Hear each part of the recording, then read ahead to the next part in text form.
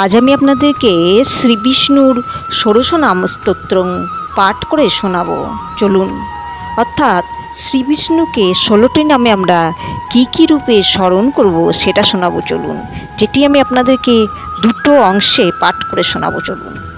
ওম ঔষধে চিন্তয়দ বিষ্ণুং ভজনে চ জনার্দনম শয়নে পদ্মনাভঞ্চ বিবাহে চ প্রজাপতিম যুদ্ধে চক্রধরং দেবং প্রভাসে চ ত্রিবিক্রমম নারায়ণম তনুত্যাগে শ্রীধর প্রিয় সঙ্গমে। অর্থাৎ এর ভাবার্থ শুনুন। ওষুধ খাবার সময়ে আমরা বিষ্ণু নামে তাকে স্মরণ করব, আর ভোজনের সময় জনার্দন রূপে তাকে স্মরণ করব। নিদ্রায় পদ্মনাভকে স্মরণ করব, আর বিবাহের সময় প্রজাপতি রূপকে স্মরণ করব। যুদ্ধের সময় চক্রধর রূপী বিষ্ণুকে স্মরণ করব এবং ভুবনে ত্রিবিক্রমকে স্মরণ করব।